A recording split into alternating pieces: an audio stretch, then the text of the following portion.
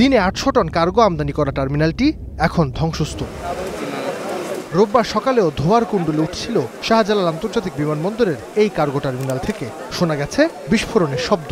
তখনও পানি ছেটাচ্ছেন ফায়ার সার্ভিসের কর্মীরা। নিরাপত্তায় পুলিশের পাশাপাশি মোতায়েন ছিলেন সেনাবাহিনী, বিমান বাহিনী, র্যাব ও এপিবিএনের সদস্যরা। আমদানি চালু রাখতে হাতেই চলছে কাজ। শনিবার ৫.৫ ঘন্টা বন্ধ থাকায় কাটেনি ফ্লাইট চলাচলে জট।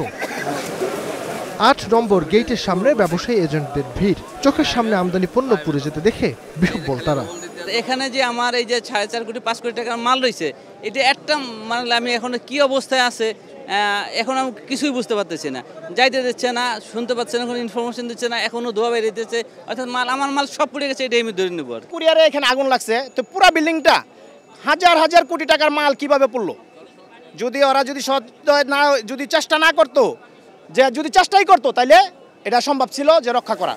তবে সিএনএফ এজেন্টদের বক্তব্য দিচ্ছিল ভিন্ন কিছুর ইঙ্গিত। আগুন ছড়িয়ে পড়ার পরও প্রবেশের অনুমতি না দিয়ে ফায়ার সার্ভিসের গাড়ি দাঁড় করিয়ে রাখা, পণ্য সরানোর উদ্যোগ না নেওয়া সহ নানা অভিযোগ তাদের। এখান দিয়ে ফায়ার সার্ভিসের গাড়ি ঢুকতে গেছে, তারা বলছে যে এটার পারমিশন লাগবে। এই আগুনে মানুষ পুড়ে যাইতেছে, পারমিশন না কার কাছ থেকে লাগবে? এটা তো আমার মাথায় ধরে না। এই পারমিশনটার জন্য মনে করেন যে আধা ঘন্টা 40 মিনিট লেট হয়েছে, ততক্ষণে আগুন অনেক দূর ছড়ায় গেছে।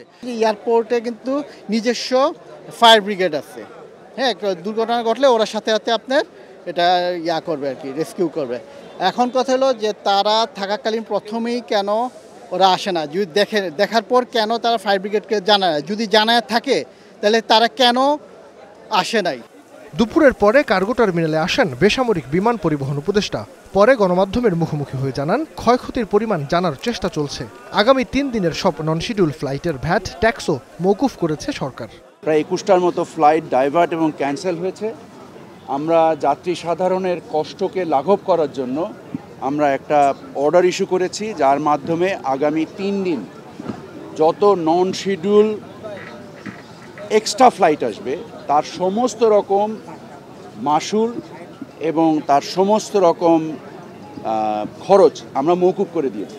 ফায়ার সার্ভিসকে প্রবেশের অনুমতি দিতে দেরির বিষয়ে তার দাবি, আগুন লাগার 30 সেকেন্ডের মধ্যে নেভানোর কাজ শুরু করে বিমানবন্দরের নিজস্ব ফায়ার ব্রিগেড। 30 সেকেন্ডের মধ্যে আমাদের নিজস্ব অগ্নি নির্বাপন যে সংস্থা রয়েছে তারা আগুনকে অ্যাপ্রোচ করেছে।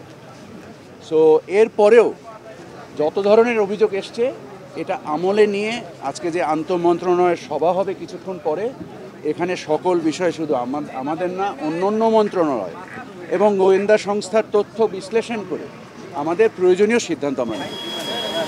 আর এখন যেসব কার্গো আসছে সেগুলো 36 ঘন্টার মধ্যে ছাড় করা হবে বলেও আশ্বস্ত করেছেন এই উপদেষ্টা। হযরত শাহজালাল আন্তর্জাতিক বিমানবন্দরের আমদানি কমপ্লেক্সের বাইরের চিত্র এটি। এখন আগুন পুরোপুরি নিভে গেছে। তবে এই যে 7 ঘন্টার আগুনে পুড়ল যেসব মালামাল, সেই ব্যবসায়ীদের ক্ষতিপূরণ কে দিবে? এমন প্রশ্নে বিমান উপদেষ্টার জবাব, বর্তমান সময়ে যে ইন্স্যুরেন্স ব্যবস্থাটি রয়েছে বিমানবন্দরের ক্ষেত্রে, সেই ইন্স্যুরেন্সকে আমলে নিয়ে পরবর্তীতে ক্ষতিপূরণের বিষয়টি খতিয়ে দেখবে মন্ত্রণালয়। হযরত শাহজালাল আন্তর্জাতিক বিমানবন্দর থেকে নাইম আবির, স্টার নিউজ, ঢাকা।